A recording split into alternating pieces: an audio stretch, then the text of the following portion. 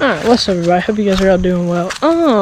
So what we're doing today is we're doing something a little bit different. We're about to change the oil in my pit bike.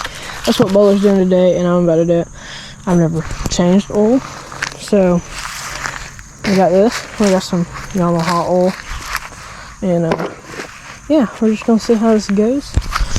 So I'm gonna probably cut to a time lapse. We're gonna get this done, and then we'll probably go ride it after that. So yeah, let's get in the time lapse.